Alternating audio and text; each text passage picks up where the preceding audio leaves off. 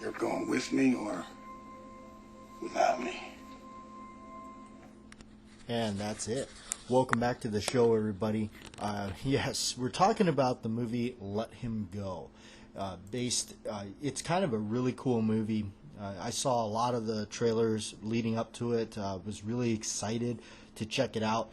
Kevin Costner, Diane Lane, really cool stuff. 1963, Montana, retired sheriff. Basically, him and his wife going after this strange family and trying to get their grandson back. Now, hearing about this movie was like, I was really excited. I know that the film was actually announced in like February of 2019, and they began filming in like April of 19 around Calgary and stuff. So it was really neat because this is, this is one of the movies that are coming out in the midst of, the pandemic and everything. So, but anyway, it's, I was glad to get to the theater and check it out and see it and everything. So, here we are, you got this really kind of a contemporary, like, Western kind of thing going on, which is really cool. A lot of cool cars and stuff like that. Now, when I watched the trailer, what I took away from initially with the trailer was that this seems like it was seeming like it was kind of, you could tell like there was, who was taking the lead in this film. And right away, I feel like the trailer gave away a little bit too much. Now, also, by the way, spoiler alert, we're going to be talking about some spoilers in this radio. So if you have not seen the movie and you plan on watching it and you're listening, you might want to shut this off first. Just a fair warning, okay? All right. So you can tell that Diane Lane was the lead lady in this one. You can tell because, in fact, when you look at the billing or the poster and everything, she's actually listed ahead of Costner. So there you go. And it also kind of, not to just throw this in there, but it was like, did Kevin Costner take a little break from filming Yellowstone and just kind of, hey, we still got all these props and stuff that we didn't use. Let's just use it and do this, this other movie right here. So anyway, so yes, here's the main synopsis, plot, if you will. Retired Sheriff George Blackledge is played by Kevin Costner, and his wife Margaret is played by Diane Lane. Now, their son abruptly dies, like horse accident, and so his widow and their grandson, but his son, Jimmy or James, Jimmy, they go off, and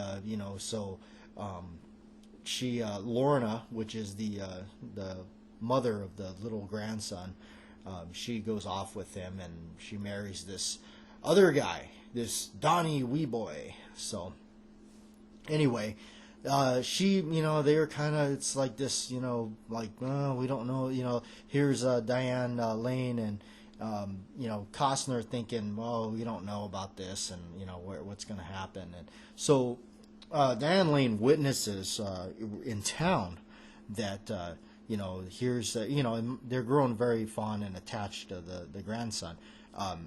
She witnesses the, Weeboy, Donnie Weeboy, the new husband of Lorna.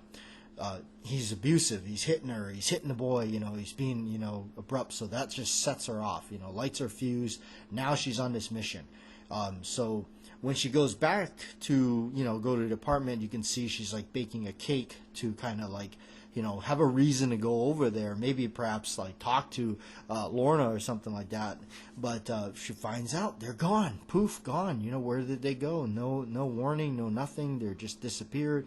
So she's like, okay, well, now I'm really on a mission, so let's pack the car up with all our stuff and let's go hunt them down. Well, here comes Kevin Costner moseying on in and just, oh, what's going on? So, yes, right away, like I said, from the trailer, you can tell Costner took the back seat in this one. Not saying it's a bad thing, but if you're a Costner fan, I mean, I'm not saying he's not in the movie, but he's not the lead. And there's nothing wrong with Diane Lane taking the lead or anything like that, but just kind of heads up. That's the way it kind of goes. So they go trekking across the county lines and stuff, and they find themselves, I believe, in North Dakota, and that's where they're trying to get the wee boy. So right away, as they start kind of doing a little bit of poking around, and she's kind of this, she's trying to be diligent. She goes the long way around the lake, if you would say. In fact, I think she gets told one time in the movie, like, hey, I thought you weren't going to beat around the bush. Let's, what do you got here? So as they're poking around, they find out that this family, this wee boy family, is no good. And that's pretty obvious. So they end up, meeting up and finding them, and there they go. And the first encounter with them is certainly not good. And there is so many warning signs that says this is not good. You're not in a good situation. First of all, they just dragged you out to the middle of literally nowhere to this house that rivals the Texas Chainsaw Massacre house. And you're out there, and you're like, okay, yeah. So what's this could not get any worse. There are so many warning signs in there that Stevie Wonder could have found them. So anyway, good old Margaret, she's just got her blinders on. She's just focused on one thing, and she thinks she's just going to show up there and take little Jimmy away and just leave. And well, and George is kind of stuck riding along. Now he's a little bit more to the point, and he's kind of aware that this is not going to be good, and we're not just going to walk in there and take him. So things get out of control, as you can imagine. The conflict escalates really quickly, and they end up trying to cut them off and meet up with Lorna at her job and talk to her then. And then she kind of gets a little defensive and all this, and they finally convince her, like, hey, why don't you get out and meet us, we'll get you and take you out of there. And she says, okay, well, I'll meet you at your motel at like 2 a.m., and all this. Well, instead of getting Lorna and the grandson at 2 a.m., they get the wee boy family. And of course the mentally disturbed mother, and that's played by Leslie Manville, which she does a really good part. She's very convincing, very definitely unhinged kind of feeling. But so they meet up in their motel, and they get into this like scuffle.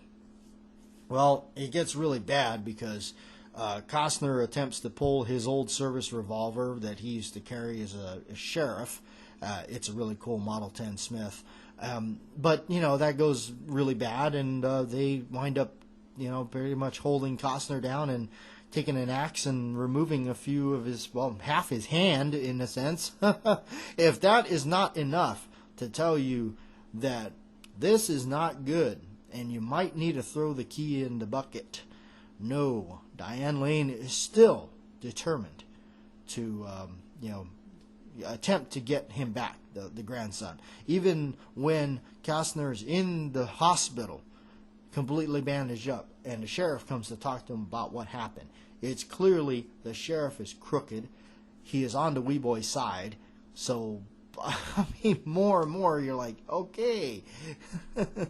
But no. So they finally, they recoup. They go back. What ends up happening is that during the midst of all this, I forgot to mention, as the story's going, they befriend a Native American boy out there, played by Boo Boo Stewart. So they meet him. So he's kind of got this small part, but on the way back, they're camped out with him in the middle of nowhere. He gets a little part. He kind of tells a little backstory of how, which I don't know here or there if it was necessary to have or whatnot. I guess they added him so that they could have a place where they could recoup, I guess. I'm not sure what the whole point or purpose was. But anyway, Costner in the middle of the night gets up and decides, I'm going to go back to the wee boy family house, the AKA Texas Chainsaw Massacre place, and I'll try my my last hand, pun intended, at trying to get the little Jimmy out of there. So he goes in there with basically a one-armed man, in a sense, or a one-handed man, and trying to wield a double-barreled shotgun, which is a side-by-side, which is odd because in the movie poster and almost looked like in the trailer it was an over and under, but I don't know, strange, maybe continuity error. But it's clearly on the poster it's a over and under. But anyway, it's a side-by-side in the film. And, so he kind of sets this little fire outside as a distraction, goes in there, holds the shotgun to, Donnie Weeboy, wakes up Lorna and says, hey, go get the kid, get out of here, yada, yada, yada. Of course, that goes really badly wrong, and of course, within a few seconds of that, knowing going in there, you knew that his chances were not good. So, yeah, in other words, the crazy mom wakes up. Here comes Blanche, Leslie Manville's character. She's just out of control. She wakes up. She finds him, starts shooting off the revolver and all that, which is kind of odd how they didn't confiscate it from her after the little scuffle in the motel, and the actual sheriff mentions the revolver because he obviously says that she showed it to him, and they didn't take it from her. I mean, there again, another sign that you should have said, hey, this is probably not good. So anyway, yes, Costner is killed. So Diane Lane finally shows up. She barely gets out of there alive. Once again, just the whole thing is plagued with this, farting around and not getting going and getting out of there. Especially okay, the house is burning down. They just killed everybody in the house. Your husband's dead, and you're hanging around outside watching it burn for I understand it's for the scene and they want to make it look cool and all that. But, there's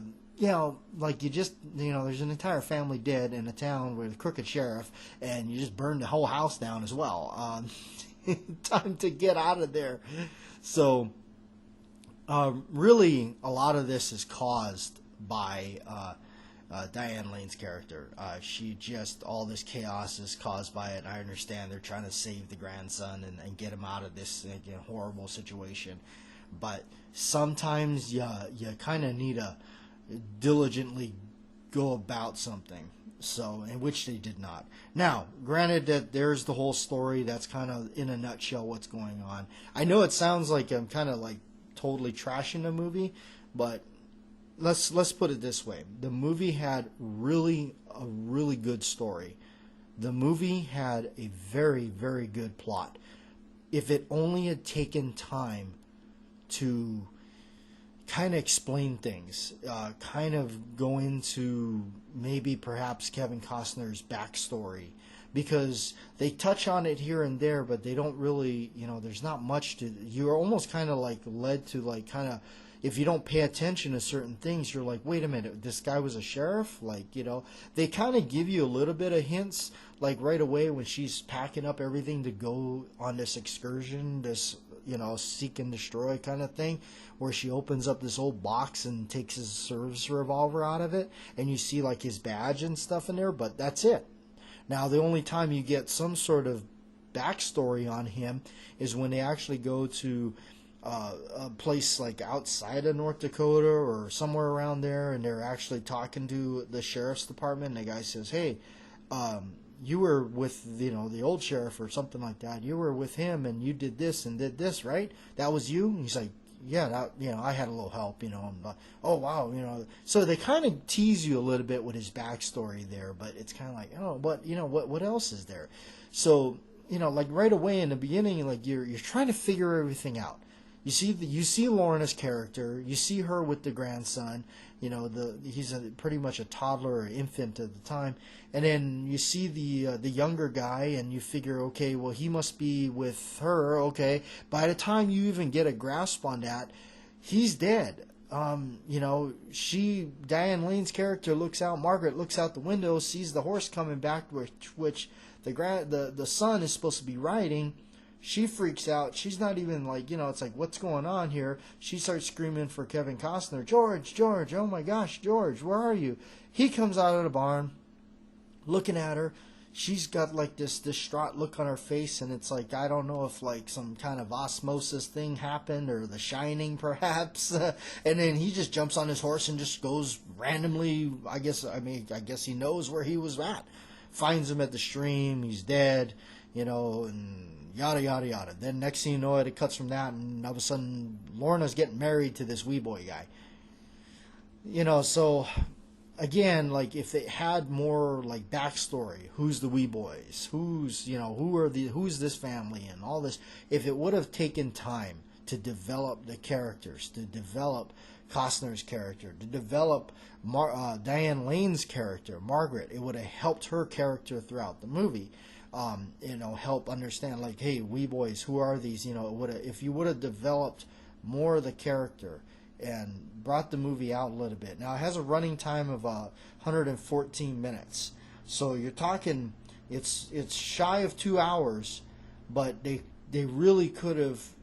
I guess maybe they just felt like they were trying to rush and like get things cracking before before the movie turned into like a 3-4 hour movie. But it was one of those movies that if it was done right, yes, it may have been perhaps like a 3-hour movie, but it would have kept you in more suspense as like, hey, what's going to happen to them as they're going to go and face this family that's, not good. I think they should have taken a little bit more time with it. Overall, the movie had a great potential to utilize a phenomenal cast. With the actors they had, Diane Lane, Kevin Costner, everybody played their parts really well. But it just should have taken more time to explain a little bit of backstory on stuff. So, there it is. For what it's worth, am I going to say it's totally not worth seeing? No, it's worth seeing. I really was excited to see it, but there again, I feel like it came up short with utilizing the cast that it had, the story that it had. It had a really good plot. It had really good potential to really become so much more than what it is. It kind of plays out where, you could almost say that it could have been done as like a, almost like a mini series in a sense, almost like a small mini series, but, it just had more. I feel like it just had more potential to become so much better if it had just taken the time that it needed to develop characters and give backstories on what was going on, rather than leaving the audience kind of, in a sense, guessing. So, anyway, there it is. Let Him Go, a 2020 American, kind of Western type drama set in 1963.